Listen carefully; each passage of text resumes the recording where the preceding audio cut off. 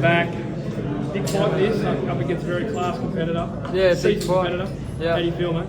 Yeah, I feel really good. It's right before Christmas, and I wanted one more just before Christmas, so this opportunity came up, and again, I want a busy year. I like the momentum, and I'll take any fight that comes my way.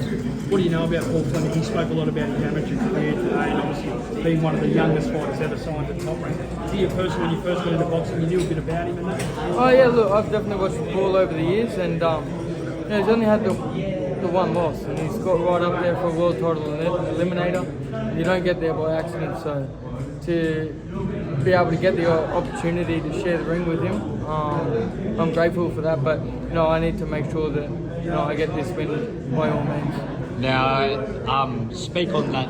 Charlie Suarez, he mentioned just before that he should be world champion right now. Yeah, he should be. Yeah, that's Paul's only loss. Yeah. So assuming you can knock off Paul, does that help you and give you a confidence boost so that you can take on these world-class fighters and go for the world title? Yeah, most definitely. Again, every fight I treat is a world title fight. Look, I'm going to be coming in fit and strong for this, and yeah, look, if it puts me up there enough in the rankings to be able to get a shot at an interim or some sort of a world title, I'm taking those fights. But again, in the meantime, I need to stay active, I need to stay busy, because time out of the ring is no good at all. Now, stylistically, how are you going to approach this fight? He's come from a very amateur background. He can box, he can move, likes to go the rounds. How are you going to approach this fight? What style? Everyone knows, the way that I fight. Obviously a pressure fighter, and I like sort of getting to the body and the head, and a lot of pressure. But this last year, especially, my boxing ability has gotten a lot better. Thank you to Luke and Steve, and I feel like I'm putting that more into my fights as well. So it's not just going to be all that World Cup one style and be so predictable. I change things up a bit, but of course the pressure is always there.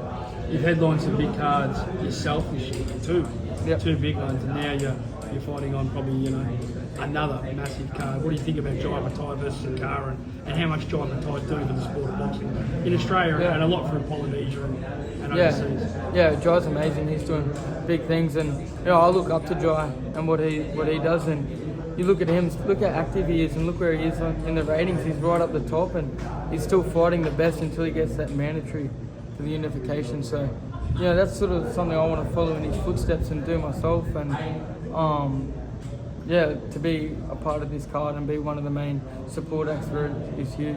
Final thoughts on what's going to go down December 6th against Paul Fleming? I'm going to get both hands raised. How? You have to wait and see.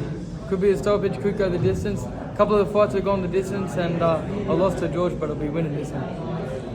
Thank you for your time, Jake.